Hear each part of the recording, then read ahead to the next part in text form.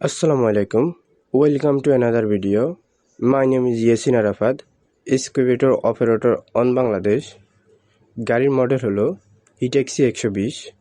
তোমাদেরকে একটা কথা বললে হয় না, যারা রীতিমতো আমার ভিডিও দেখো তারা সবাই জানো বা কিংবা বুঝতে পারো গাড়িতে আওয়াজ বেশি, শব্দ বেশি হওয়ার কারণে এক্সজাস্ট আওয়াজ আসে না কেন, তা হলো কেন আমার সিলিন্ডার আছে না, সিলিন্ডার পাইপটা ফাটার কারণে এই আওয়াজটা অ্যাকুরেট আসে না।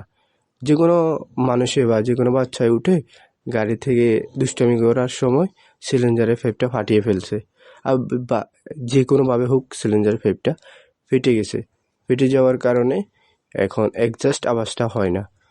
চলো আমরা প্রকৃতির আওয়াজটা উপভোগ করে আসি।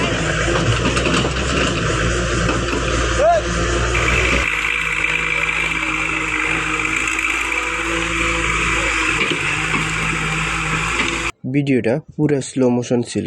তার আগে একটি কথা বললে হয় না, ওই জিনিসটা হলো আমাদের এই পাড়টা ভাঙতে গিয়ে, মানে এই পুষ্কুনি পাড়গুলো ভাঙতে গিয়ে অনেক কিছু সম্মুখীন হতে হলো। সেই সম্মুখীন হতে হলো একটা ফাড় নিয়ে, মানে একটা ফাড় দেখেন কন্যার একটা বট গাছ আছে, এই বট গাছটা নিয়ে অনেক কিছু মানে সম্মুখীন হতে হলো মানে হলো এটা বাঁধতে গিয়ে একটু খেয়াল করেন, মানে একটু তাকিয়ে দেখেন বট গাছের ডালপালাগুলা পুষ্কুনির ভিতরে, মানে এই বট গাছটা তাদের যেভাবে শুনছে বা যেভাবে বলছে এটা নাকি আরও 100 বছর বা 120 বছর আগের পুরনো বট গাছ, বা 80-90 বছর বা সামথিং এমন হবে। মানে একজনে একভাবে তথ্য বলছিল তার বাপের দাদার আগে, বা তারা বলে তাদের দাদার বাপের আগে, মানে এমনভাবে বলছে, মানে সামথিং 200-300 বছরও হয়ে যাইব, মানে এমন একজনে একভাবে বর্ণনা দেয়। মানে এই বট গাছের ঠালগুলা ভাঙি ফেলছিলাম আমি, একটা হিন্দু মানুষে বলছিল। আর এটা মূলত এটা হিন্দু বাড়ির বট গাছ, মানে তারা আসে এখানে পূজা টুজা করে, বিভিন্ন ধরনের বিভিন্ন মানুষ, শুধু হিন্দুরা না, মুসলিমেরও নাকি এর ভক্ত, মানে অনেক কিছু সামথিং মিলিয়ে আমি দেখলাম যে মানে হিন্দু মুসলিম সবাই একে যত্ন করে বা আদর করে অনেক কিছুই। তারপরও আমি ওই বট গাছটা ভাঙি ফেলছিলাম।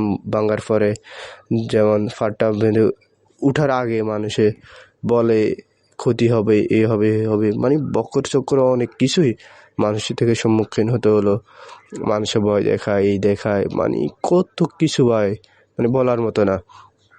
তারপর পাড় থেকে উঠার পরে পুরো পুষ্কুনির কাজ রিপেয়ারিং করার পরে উঠার পরে যখন লোবেট আসলো আমাদের, মানে ফাড়ের বিপরীত সাইডে গিয়ে আমি গাড়ি রাখলাম, ভালো গাড়ি সব কিছু ওকে, খালি হালকা একটু চেন লুজ ছিল, মানে ফুসকুনি কাজ করার পরেও চেন লুজ ছিল, চেন পরে নাই, মানে উঠার পরে চেনটা পরে গেছে।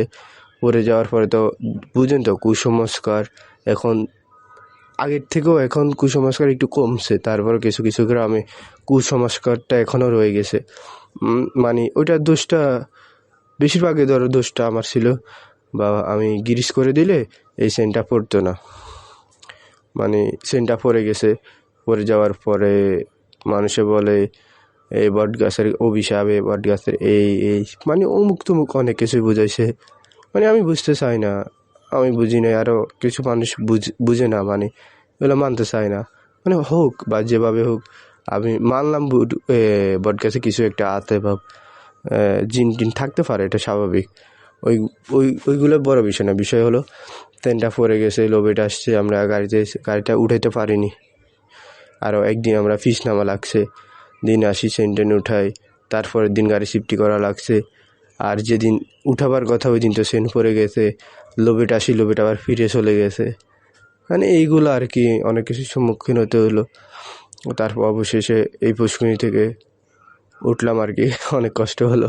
সবাই ভালো থাকবেন, সুস্থ থাকবেন, দেখা হবে নতুন একটি ভিডিওতে। আল্লাহ হাফেজ।